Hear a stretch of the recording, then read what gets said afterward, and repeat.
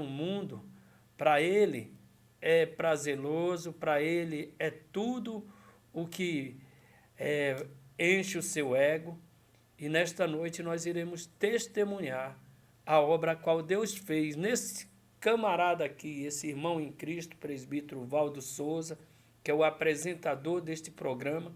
E eu não poderia deixar Deus estar contando, testificando a minha vida para os irmãos.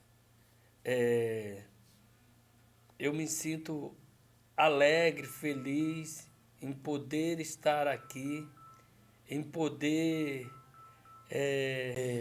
como começar, né, irmãos? A obra a qual Deus tem realizado em minha vida particular. Eu gostaria de falar para os irmãos que eu vou estar contando o meu testemunho, mas o centro do testemunho é Jesus Cristo, que é através de Jesus Cristo que hoje eu posso dizer que eu estou regenerado, através de Jesus Cristo e transformado pela palavra.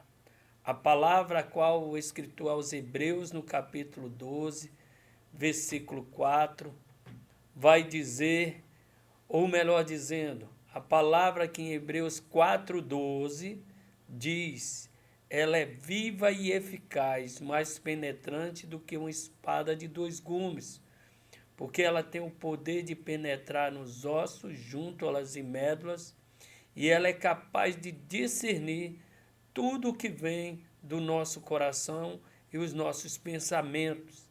Então, esta é a palavra que penetra e muda o ser humano. É bem verdade que aos meus 9 anos de idade, ainda na cidade, para quem não sabe, eu sou nortista, do norte, melhor dizendo, do estado do Pará, em uma cidade, lá nós vamos falar município de Óbidos, no Pará. Ali estava nossa família, meus pais e nós irmãos também, sendo 6 irmãos, e nós vivíamos ali naquela cidade da maneira que a gente sempre entende que é assim, católico roxo, vivíamos ali apegado à padroeira daquela cidade que tinha por nome Santana, mas sem o conhecimento, sem o entendimento das Sagradas Escrituras. Mas a partir dos meus 9 anos de idade, o meu pai, ele já é falecido, mas ele era um homem trabalhador, tanto ele como o meu irmão mais velho naquela época, os dois eram trabalhadores, e havia ali na região, no Pará, a exploração de ouro. É quando eles saem para Serra Pelada, onde tinha bastante ouro, e eles vão embora, e com o passar do tempo, quando eles voltaram com um pouquinho de ouro na sacola, mas parecia ser fácil tirar ouro, parecia ser fácil gerar dinheiro, e meu pai, ele virou um alcoólatra, e bebia demais, e quanto mais ele bebia, mais nós víamos no meio da nossa casa brigas, agressões, vinda da parte do meu pai para minha mãe. E com o passar do tempo, a gente sendo testemunho de tudo aquilo que acontecia, aquelas cenas de agressões, eu não sei se foi revolta ou se foi algo mesmo que, como os muitos dizem assim, maldição hereditária nos pegou. Mas eu não acredito assim, não. Eu acho que o homem e a mulher ele tem o poder de escolher entre o bem e o mal, conforme a Bíblia diz. E foi aí, a partir dos meus 9 para 10 anos de idade, que eu escolhi a começar a beber. Beber o álcool lá, chama-se pinga, a bebida alcoólatra. Quero dizer para os irmãos que ouvem esse testemunho que nenhum momento da minha vida, hoje nós estamos a com a idade acima dos 45, mas em nenhum momento, nenhum ano, a qual depois eu já jovem comecei a saber discernir as coisas, nunca me envolvi com drogas, mas sim no alcoolismo. Então foi dos 9 anos de idade em diante que eu me apeguei a tomar cachaça e tudo quanto é tipo de bebida eu já tomava naquela cidade. É bem verdade que minha mãe era uma mulher que trabalhava bastante naquela época na cidade, tinha a usina de castanha e minha mãe trabalhava. E quando ela chegava em casa cansada, ela via aquele menino, que no caso era eu, bêbado, às vezes até jogando para fora a cachaça, tudo que comia na rua e dando trabalho para minha mãe. E a gente era tratado na vara naquela época, chegava a levar surra mesmo, mas não se consertava de jeito algum. Mas no ano de 1999, nós tivemos a oportunidade de mudança de cidade, a qual até hoje a gente, às vezes, estamos reunidos e perguntamos, mas seria tão bom se nós saíssemos do Pará e fosse para o Amazonas, para Manaus, ali viver em Manaus, onde tinha as indústrias, polo industrial de Manaus, mas os planos que Deus tem na nossa vida são totalmente diferentes, porque foi a partir desse momento que Deus usou da vida de um tio meu, a qual já é falecido, mas morava na capital, e ele nos convidou para vir para São Paulo. E nós saímos da cidade de Óbidos, no Pará, eu ainda criança, um outro irmão meu ainda menor, minhas 2 irmãs, minha mãe e meu outro irmão que já é falecido também. E saímos, uma viagem longa, mas uma viagem fluvial, porque da nossa cidade até a capital, que é Belém do Pará, só havia o meio de transporte nos navios, e nós viajamos 4 dias e 3 noites até chegar na cidade de Belém. De Belém viemos para cá de ônibus, se não me engano foram mais 3 ou 4 dias viajando de ônibus, passando pelo estado de Goiás, por todos esses estados aí, entre muitos estados. Eu lembro que a gente veio parar em Goiás para depois chegar até em São Paulo. Quando chega em São Paulo, a gente é impactado também por grandes construções, os prédios parece que vão arranhar os céus, mas com o tempo a gente foi se ajustando. E chegando em São Paulo, aquele mesmo vício continuou tomando conta da minha vida. Eu era dominado pelo álcool. Quando a gente chega na cidade grande, é uma facilidade de encontrar emprego. E o meu primeiro emprego já foi no comércio, a qual meu tio ali era dono. A gente começou a ajudar ele. E logo depois, eu acho que por volta de um ano e pouco, eu acabei já arrumando outro emprego numa panificadora. Hoje chama padaria, né? E foi meu segundo emprego já numa padaria. A partir deste momento, aí foi que eu me acabei mesmo de beber. Me derramei, era copo de cerveja, era copo de cachaça, era uísque, todo quanto tipo de bebida você pode imaginar. E quando nós chegamos na cidade de São Paulo, meu amigo, você é acostumado no norte, no Pará, é sol 30, 33 graus. E chega à tarde, vem a chuva. E tudo refresca, tudo fica fresquinho no nosso linguajar. Mas quando nós chegamos em São Paulo, um frio gelado. Você vê as pessoas tudo de blusa de frio, touca, luva, tudo isso. Mas para nós parecia que não dava conta de aquecer o nosso corpo. Foi uma época de mais frio que eu, particularmente, passei na cidade de São Paulo. Outra coisa, você chegar numa cidade onde você tem que aprender a dormir na cama, porque nós só dormíamos nas redes lá na nossa cidade do Pará. E chegar aqui e ter que dormir em cama foi um sacrifício grande.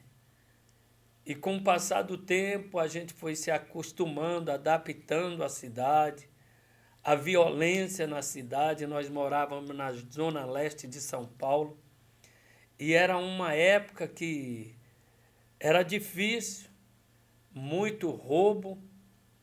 Naquela época não havia como hoje levando assim, falando aqui, não querendo trazer uma ênfase, mas tem que abrir um leque para falar. O crime não era organizado que nem hoje. Naquela época era Zona Leste contra Zona Sul, contra Zona Oeste, toda a Zona Norte. Cada um dominava o lado que eles ali faziam os seus trabalhos lá, envolvendo droga e outras mais coisas. E a gente vivenciou muitas coisas. E mais uma vez, repetindo para os irmãos, graças a Deus, o plano de Deus na minha vida já era bem diferente, que em nenhum momento eu vim me envolver com as drogas. Nenhum momento eu vim me envolver com o tráfico. Conhecemos muitas pessoas, pessoas do bem, pessoas que à sua vista, assim, o seu convívio parecia ser pessoas tranquilas e tudo, mas envolvido com a criminalidade, mas sendo pessoas que nos tratavam muito bem. Mas não fomos para esse rumo. E continuei bebendo. Continuei ali, trabalhava, bebia. E no ano de 1994, aí deu aquela loucura. Além de beber, tomar uísque, essas coisas.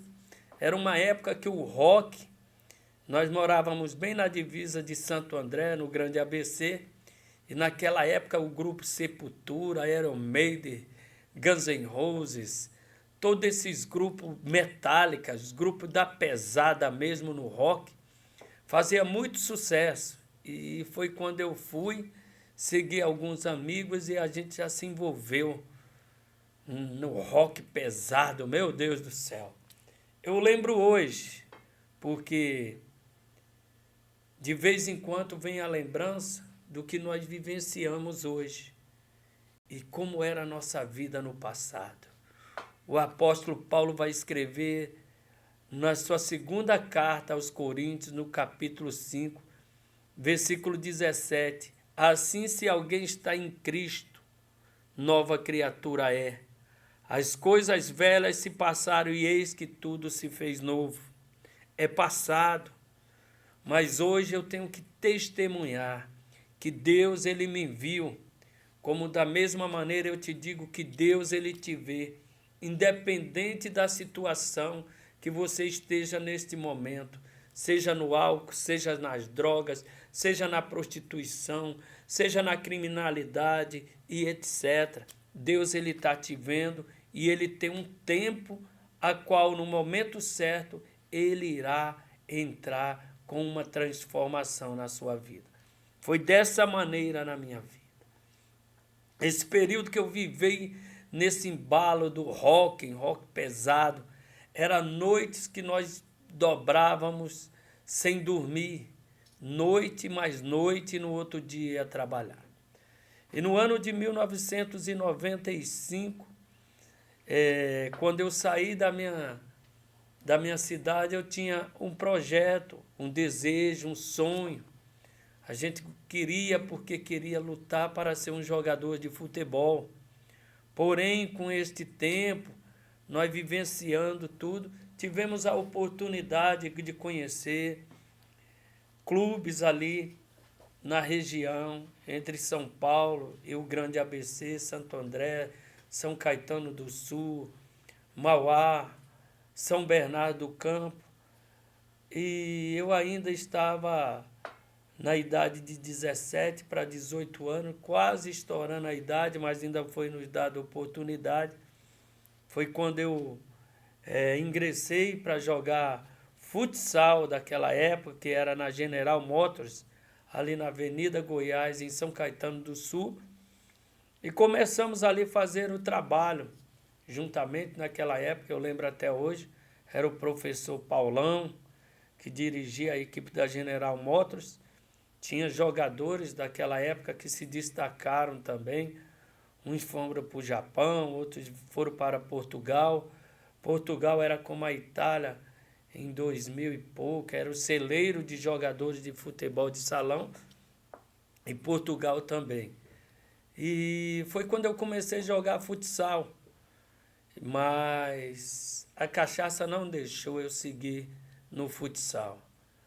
Eu lembro que eu estudava, trabalhava e jogava futsal. E quando eu falei para minha mãe que eu ia parar com meus estudos para jogar futsal e trabalhar, ela não concordou. Ela falou: você não vai parar de estudar, mas você vai parar de jogar futebol. E foi difícil para mim. Foi muito difícil, porque eu gostava, porque eu queria praticar o futebol. E tive a oportunidade.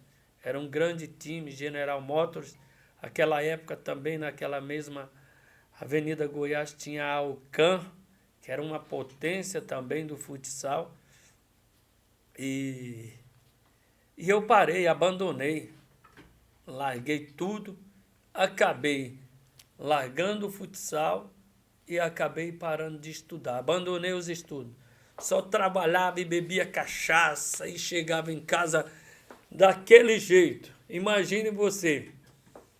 E com o passar do tempo, no ano de 96 para 97, eu tive mais uma oportunidade, que foi de ser chamado para fazer uns treinos, um teste, no Clube Atlético Juventus da Moca. E eu passei ali na Moca, passei um período lá, mas depois a cachaça também não deixou eu seguir carreira no Juventus ali da Moca. Conheci bastante jogadores que se destacaram também, saíram para a equipe da Série A do futebol brasileiro e do futebol também paulista, mas eu, infelizmente, a cachaça não me deixou seguir.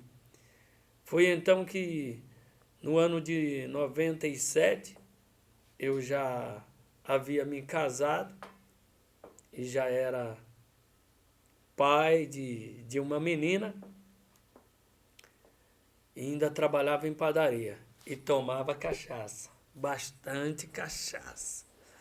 Para falar para você que a única bebida que conseguiu me deixar bêbado, ou porre, como você queira entender, foi 5 litros de vinho daquele sangue de boi que nós tomamos, e eu não aguentava andar. E aquilo me derrubou. E o outro foi, se eu não me engano, e não me falha a memória, foi o Saint-Rémy, uma bebida que você tomava e parecia ser boa, mas a desgraça existe através do álcool, meu amigo, meu irmão, que acompanha esse testemunho. Eu estou aqui gravando esse testemunho para você que talvez esteja sendo conduzido pelo álcool, pela bebida, que afeta o nosso fígado, que afeta o nosso relacionamento familiar e atinge até a nossa vida profissional, que é o trabalho.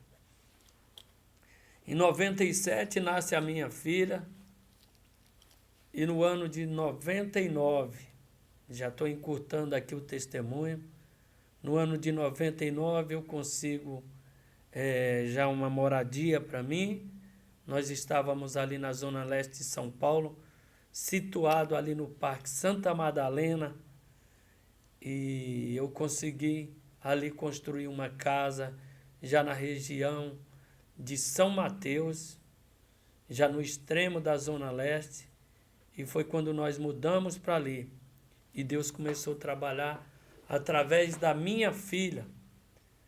Essa minha filha, ela vem a ter uma enfermidade. E essa enfermidade, a qual ela obteve, e o médico não conseguia diagnosticar a doença a qual aquela criança estava tendo. E um certo dia, do Hospital de São Mateus para a nossa casa, quando um daqueles doidos que anda com esta Bíblia, igual nós andamos hoje, somos doidos, somos loucos por Cristo, chegou para ela e disse que Jesus amava ela e que o Senhor tinha um plano sobre a família dela. Aquela mulher, ela encheu os olhos de lágrimas, chorou bastante e falou para aquele irmão que estava vindo do médico com a filha doente. A filha vomitava, a filha tinha outros sintomas e o médico não conseguiu diagnosticar o que era. Ele falou, vá para a sua casa, quando chegar na sua casa, antes eu vou fazer uma oração aqui, mas eu quero desafiar você que se Jesus curar a sua filha, você se rende a Ele, você se entrega a Ele como o único e suficiente Salvador da sua vida. E foi dito e feito, meus irmãos. Passou uns 15, 20 minutos, a criança que estava vomitando, a criança que tinha sinal de febre, chorava, agora está querendo falar mamãe, querendo sorrir, a febre tinha ido-se embora, os vômitos contínuos já não vinham mais, e Jesus operou o milagre. Jesus transformou aquela vida. Enquanto eu estava trabalhando, que eu chegava na minha casa, alcoolizado, trabalhava, como exemplo do meu pai dava, trabalhava bastante, da mesma maneira eu também trabalhava. Só que quando eu chegava em casa, eu chegava bêbado. Mas louvado seja Deus que em nenhum momento eu cheguei a agredir verbalmente ou bater na minha esposa. Mas chegava bêbado, chegava, tomava banho, deitava no sofá ou na cadeira e dormia. Parecia que só existia eu. E o tempo foi passando e minha filha foi crescendo. Já no ano de 2001, minha filha já com 4 anos de idade. E aí surge um outro filho já. A minha filha chama Thaís, o meu filho Gabriel. O Gabriel nasce em 2001 e Deus foi trabalhando. Que 2 vezes na semana à tarde uma missionária. Não lembro mais o nome dela, eu creio que Deus já o levou. Mas essa missionária, ela vinha e sentava lá no sofá comigo e ficava falando de Jesus. E eu dormia e não ouvia quase nada, só havia ela falando a introdução. Foi passando o tempo, meus irmãos, e eu ali ouvindo falar de Jesus.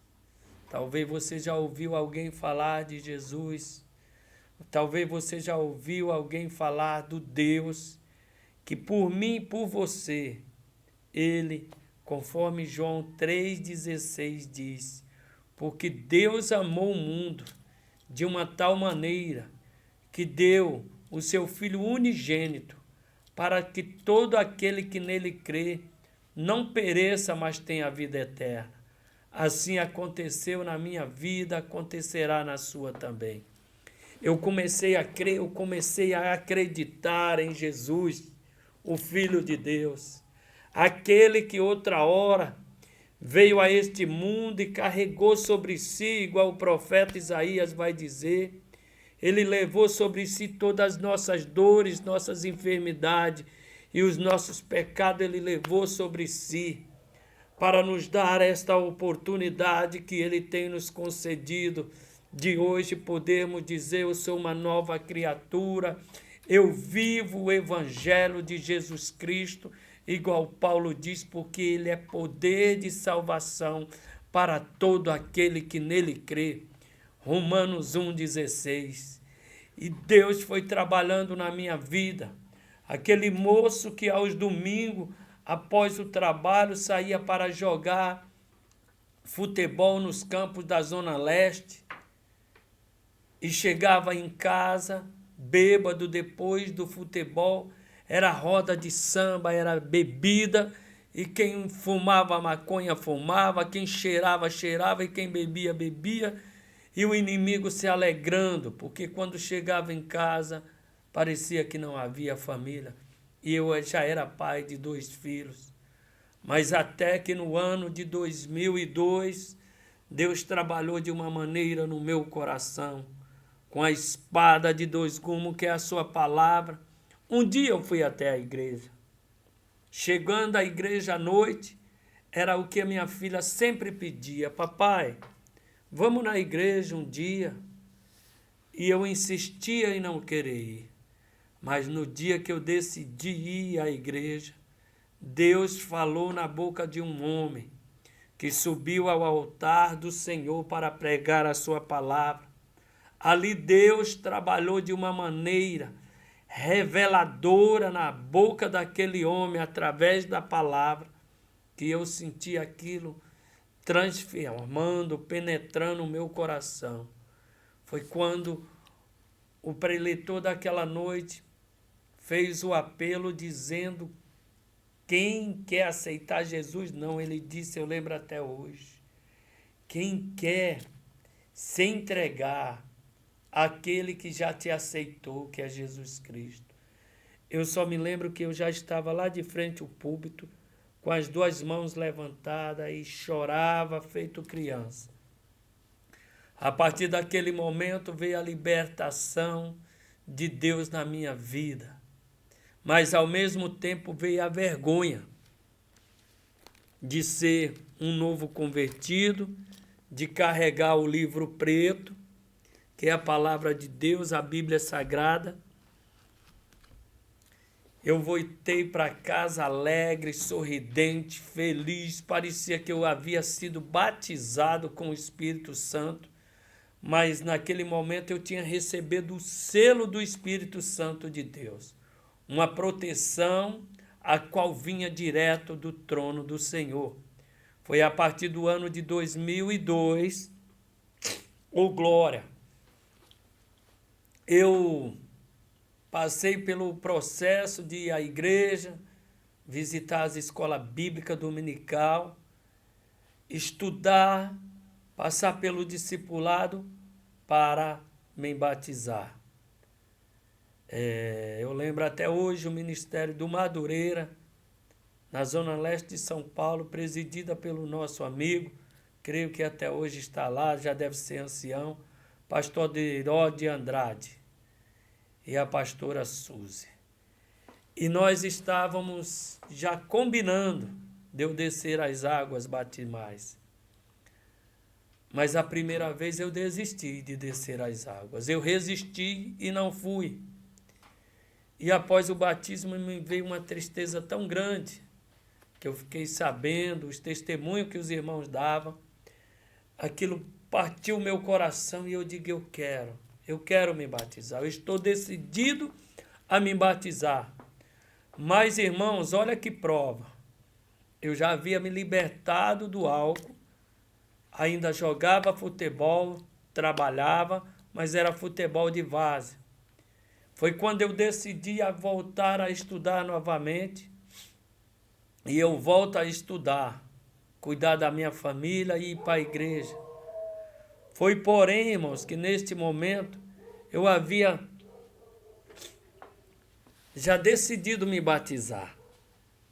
E o meu batismo ia acontecer no mês de junho.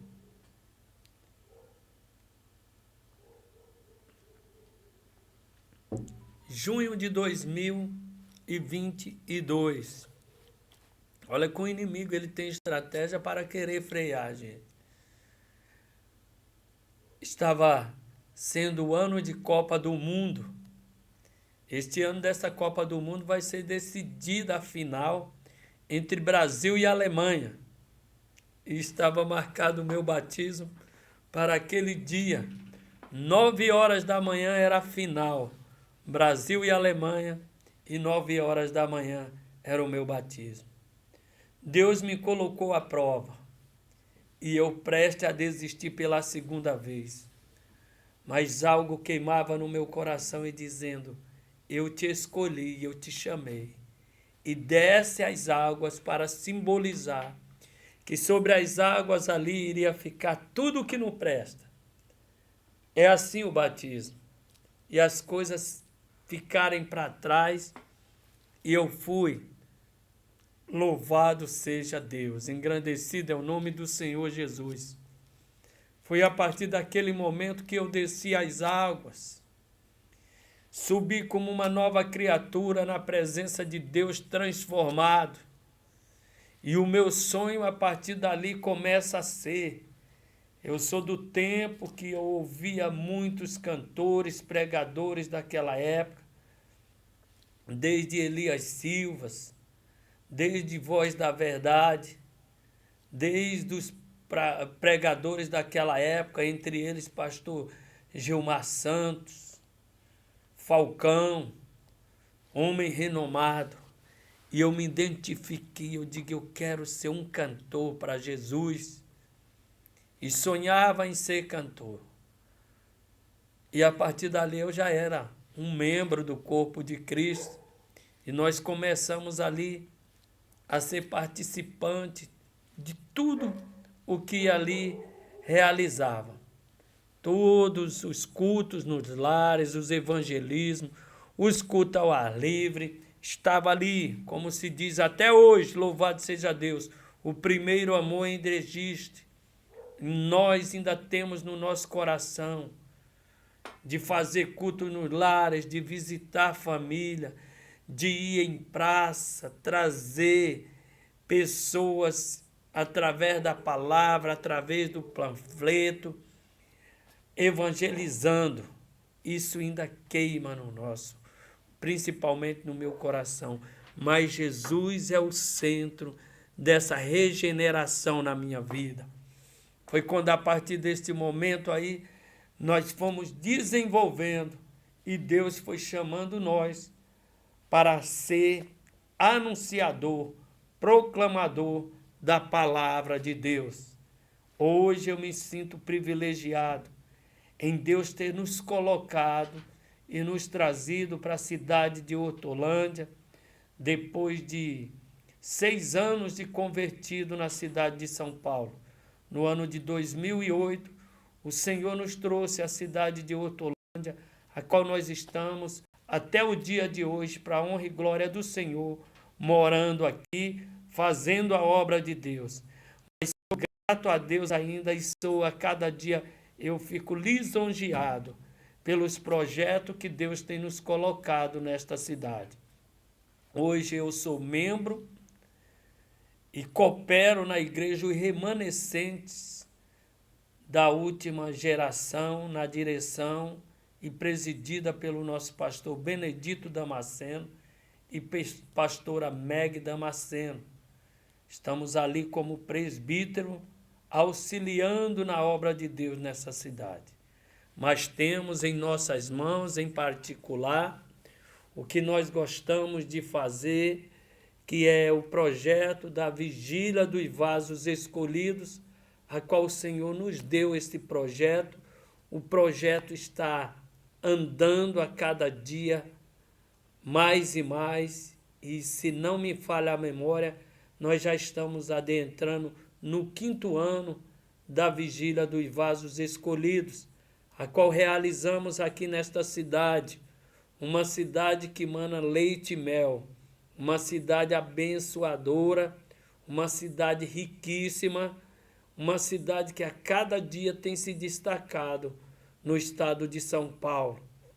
E somos gratos a Deus por mais este projeto que o Senhor tem nos dado, que é este podcast. Para muitos é o podcast dos anônimos, porque os renomados eles não vêm, mas os anônimos eles vêm. E nós somos assim. A palavra de Deus nos ensina que nem todos vão ser destacados. Quantos e quantos homens dentro da Bíblia nós vamos ver que apareceram uma vez, mas apareceram e fizeram o que Deus assim o colocou na mão. Da mesma maneira é este projeto. Vigília Vasos Escolhidos, a qual fazemos na cidade de Hortolândia, procuramos fazer com zelo, organização, a recepção, ser hospitaleiro para com aqueles que vêm participar conosco. Não é uma vigília com o tema de avivamento, não é uma vigília com o tema da glória desta última casa, mas sim com o tema de gratidão, porque somos gratos ao Senhor por tudo. E o Senhor nos deu também aquele homem que outra hora estava, uma criança, um jovem, dominado pelo álcool, hoje está na cidade de Hortolândia fazendo a obra. E nós temos este privilégio de, nesta cadeira ali, trazer pessoas para testificar.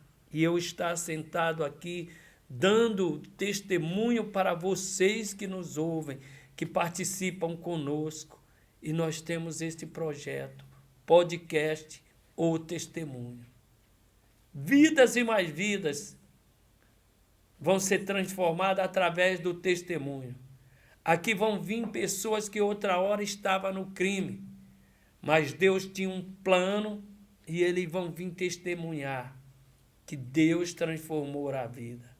Vai vir pessoas que outra hora estavam no estado de depressão e Deus veio, entrou com providência através da palavra e eles foram libertos.